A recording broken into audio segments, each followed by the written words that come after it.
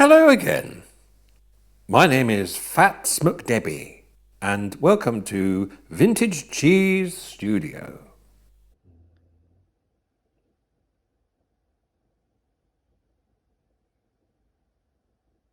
Welcome to Vintage Keys Studio. Today, I decided to get the old Philicorda out. Now, we've already done a video on this many years ago, and I think I had slightly blackened fingernails for some reason, but I haven't today. Now, the reason for doing this video and having another go on this, I was trawling the web a while ago and noticed that there was a rather good VST type of instrument, not just a VST, but like a plugin, made by a company called AudioThing. And I spoke to the guy there and I said, hello, I've got a Philicorda. I see you've got the plug-in version. How about doing a comparison? So he said, well, that's good. I'll send you over a pre-release version of it because he's just updating it. So I thought, oh, great. So that's what I've got here. So I've got like the new, slightly updated version of his Philicorda thing off the AudioThing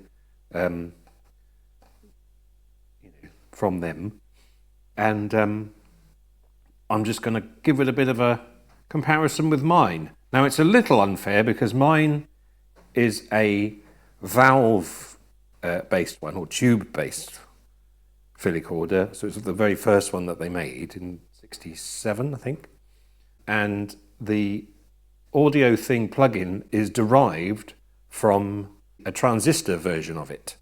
So there's some things that are probably going to sound a bit different. But from what I've deduced so far, after having a bit of a play around with it, is that this sounds very like the computer version.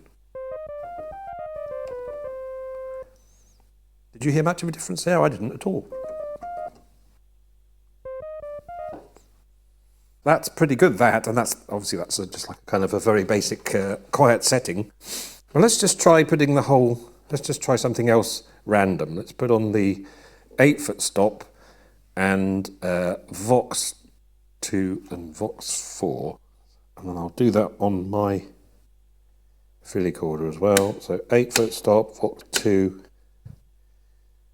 8-foot top, Vox 1, and Vox 4. What's that sound like? Oh, yes.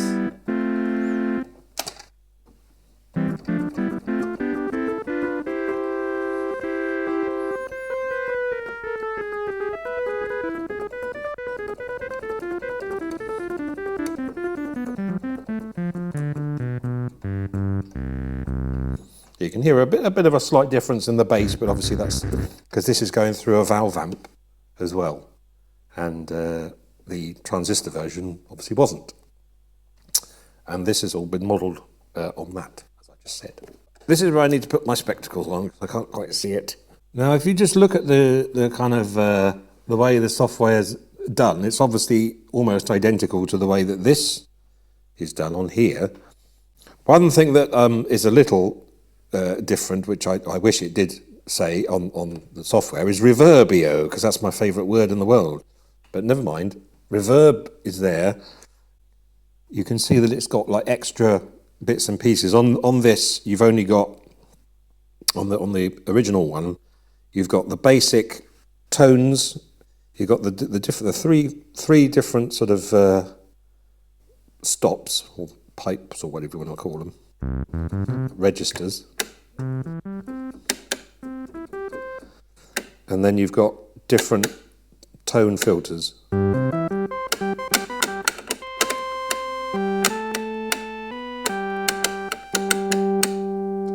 then you've got vibrato. And then a reverbio.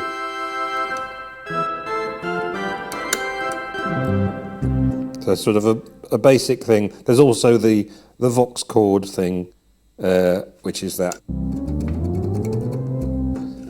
And this doesn't deal with that because obviously that's got limited use really, and I don't think many people these days would bother using that anymore, particularly because it's a very strange arrangement of chords anyway, the way it's all laid out, and the original Philips thing. So this section to there is the same as what's on here, pretty much. Plus, on here, you've got the handy rate for vibrato. So let me just put a few more things up. I'll put everything on so you can actually hear.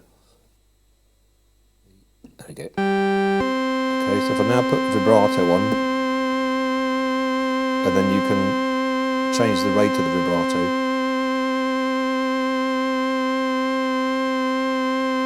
And the amount of vibrato.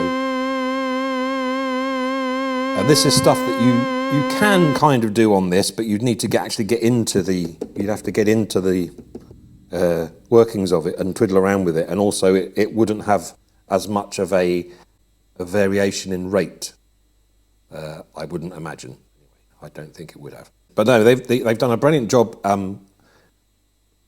sort of just kind of emulating all of the different aspects of this thing. You've also got the reverb sound here, which I'll try and get the reverb, the vibrato to be the same as this again.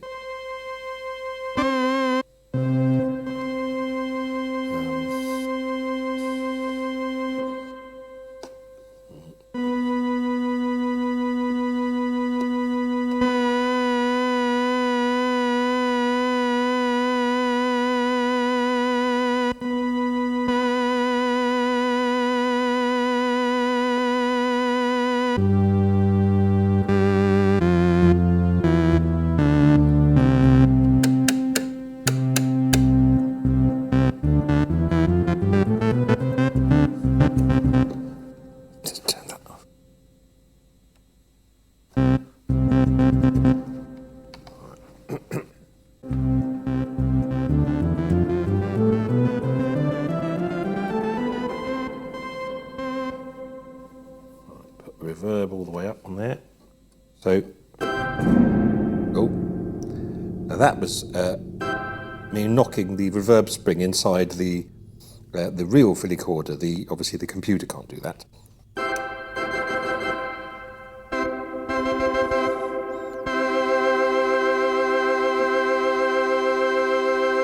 Now my vibrato on the original one here is not quite as powerful as the one on the plug-in version. Partly because I think the vibrato circuit on here probably needs a new capacitor sticking in, which I haven't done anything on this one for quite a long time. But saying that, I think this plug-in has sort of gone above and beyond what the original thing can do, especially because it's also got attack and release aspect of it as well, which I'll get to in a minute. The one thing I should say, the good thing is about when you click on the reverb, when you play this without reverb, you can hear, if you're listening in the headphones, you can hear it's mono in the middle, and that's the same for this one. Now when I press the reverb on this one, you can hear it's now split in two, the original signal's on the left and the reverb's on the right. And if you click on here, it does exactly the same. Very clever indeed. I like how it's kind of also managed to capture the sort of warmth and sound of the thing. It's got a selection of different options you have here. So you've got the keyboard range original, which is what I've set it to. Reverb right only, which is obviously what I've just showed. Case sound is the overall sound of the thing in its box. Oh yes, oscillator tunings, which I was going to mention, which is sort of a really nice touch, as well as the fact that it's got, on this organ, all of the notes start off from its own oscillator. So they're all started off of a top octave oscillator. So the very top note of this organ is that one. And then it's divided down into octaves.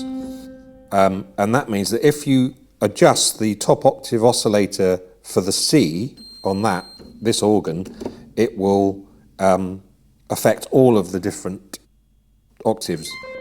So if you slightly have them out of tune, or sometimes when you start this thing up, it takes a little while for the temperature of the circuit to kind of come together, and it sort of ever so slightly out of tune, and then it sort of goes. I think in my old video, I did a thing where I put I held the keys down and then switched the organ on, and you heard it go. In fact, let me see if I can do that now, just for fun. It's just.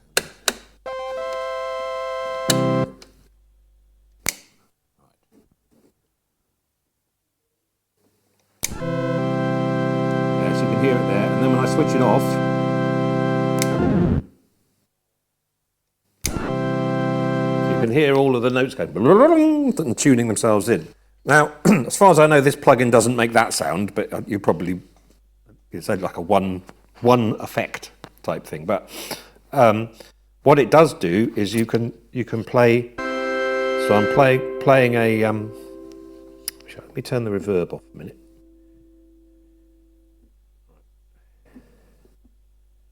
So if you want this to sound really authentic, if I was going to model this plugin to sound a bit like my real Philicorda, I'd probably have the E ever so.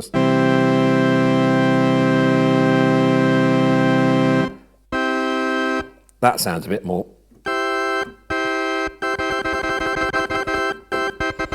Not so much now, but when it first starts up, it usually sounds like that.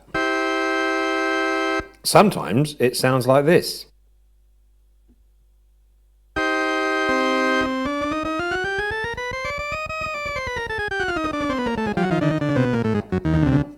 And to the sort of person who may be slightly unused to that type of thing happening on a keyboard, if they buy an old one, they may panic and think it's not working properly, but it's usually just because it's taken its time to kind of get to the right temperature, and all the components need to be have the right voltage to be able to work properly. So this is good because it will able you to emulate all kinds of weird and wonderful tunings. It's not just useful for just making it sound authentic, but you can also sort of make interesting music with it as well. You can reset it. You can have like a random thing as well.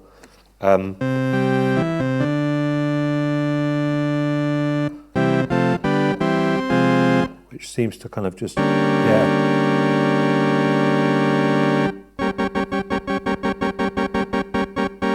So that's perfect tuning. And then you've also got this really good thing of the drift.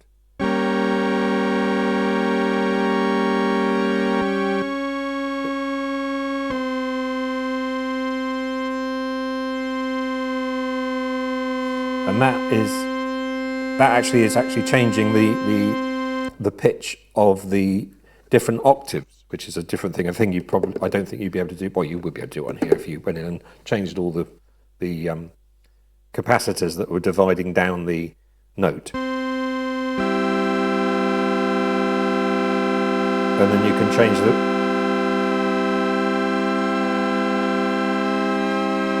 Yeah, that's good. That's a fairly broken one.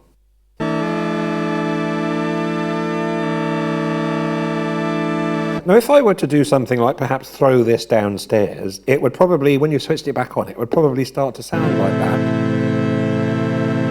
And also, if you wiggle the the valves around in my one, aside from getting a bit of an electric shock, you also get this sort of weird tuning instability. So I think they've done a really good job on this, managing to, get that all in at the right kind of feeling and sound.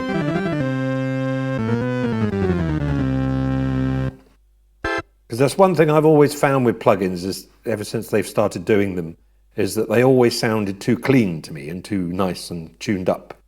And I'm sure there are other ones all over the place that have started to do this now, but this is the first one I've found that really kind of. It's pretty much when I first sat down with this plugin and played with it on just my laptop in the lounge, it was almost like sitting at the real thing. It felt like Certainly with the headphones on, it was feeling like that, and even coming through the speakers as well. This has got a speakers switch here, which will make the oh, hang on, let's get rid of all this stupid stuff. Turn that off.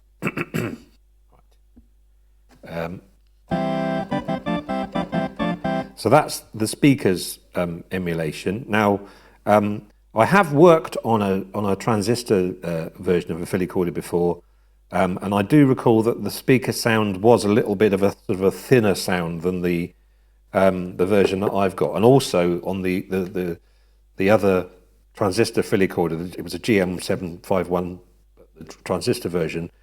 It didn't have the stereo split, so there was only one channel, one mono channel for both the dry sound and the reverbio sound. But yeah, the speaker sound on this is pretty good. It's a nice sort of like earthy sort of sound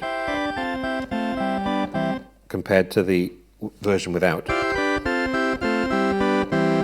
Although saying that, I think my Philicorda sounds more like, through the speakers, it sounds more like the unspeakered version of this than the speakered version, if you see what I mean. So if I turn my speakers back on, because there's a switch under here.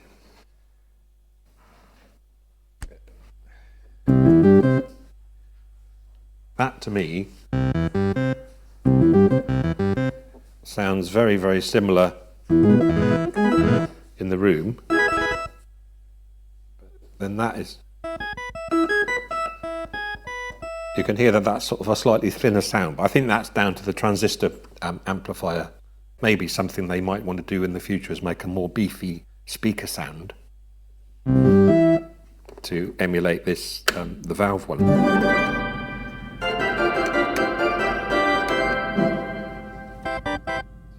Get it all so it's the same. I should say there's also an overdrive sound on this as well. So it's just... And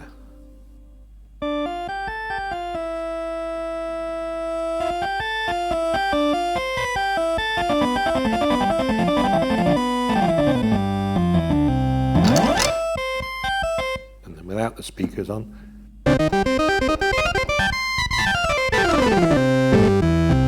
That's obviously something that you can't really do on this unless you really, I mean, you can. But this has got a pretty loud amp and it doesn't tend to overdrive too much. It's quite a well-designed amp on here. It's possible that the transistor version does overdrive itself if it's turned up full, but this one doesn't really do that. It kind of just sort of squashes and compresses it and makes it sound all warm and big, very much like me.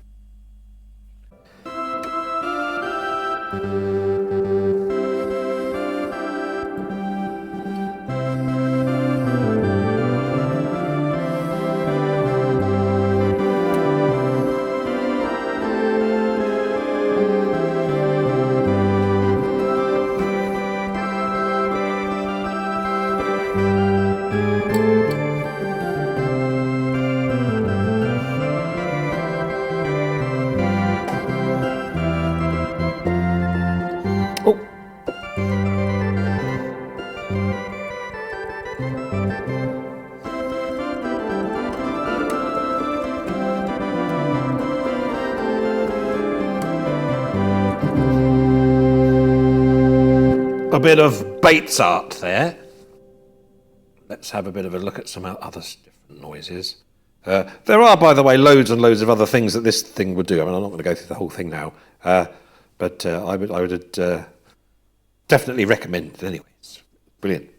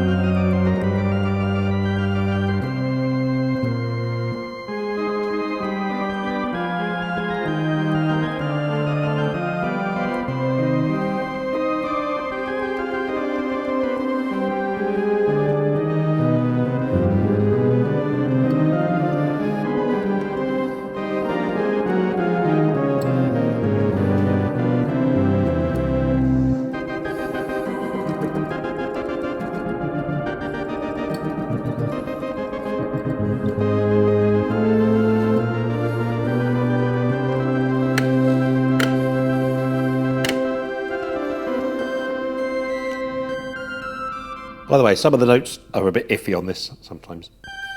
Not on this, but on this.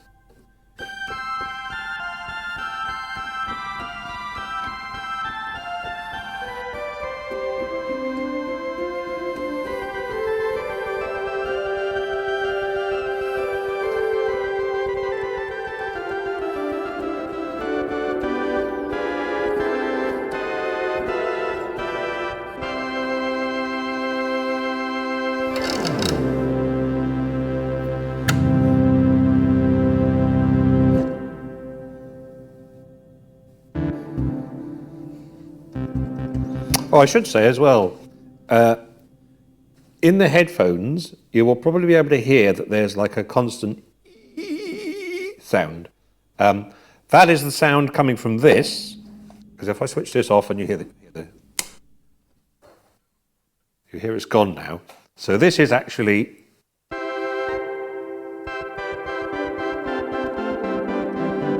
so it's completely silent apart from obviously the sounds that you're after, but it doesn't have that kind of sound going on, like kind of like residual kind of scream. It's got these various other things here. You can have a bit of extra key click and stuff, I think. So you can hear that there, a bit of extra key click. And a bit of biasing there.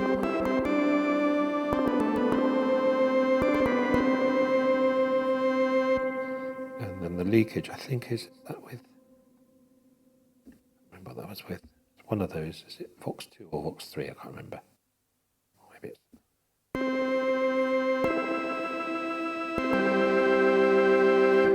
They've gone right into this thing and they've really listened to how it functions, and it pretty much does everything that this one does and more. Another example of that is the fact that you can actually you can put an attack on the note on this. So, I'll get the key click off.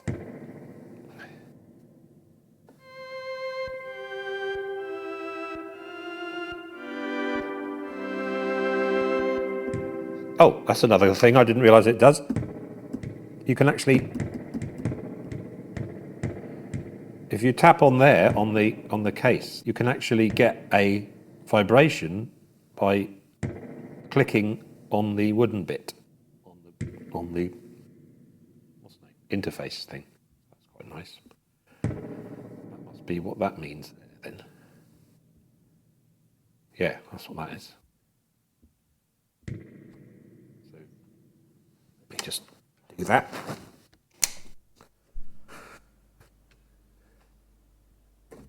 Just wait for it to warm up.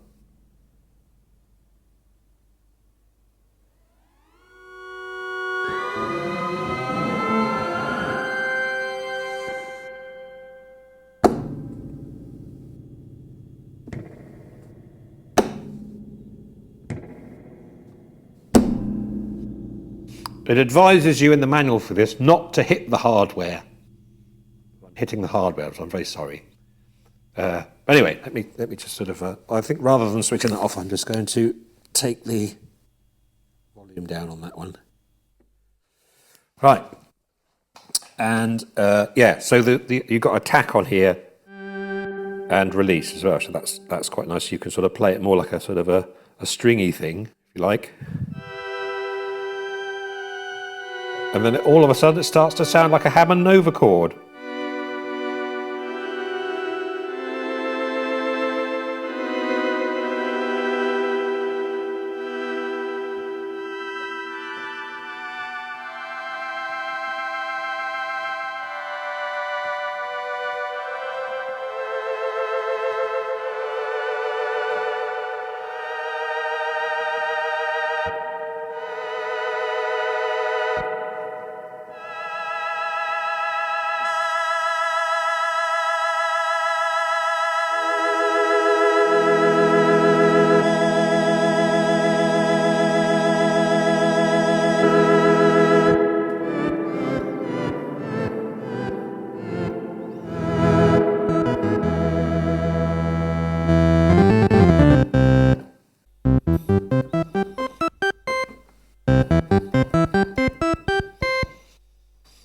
So there we have it.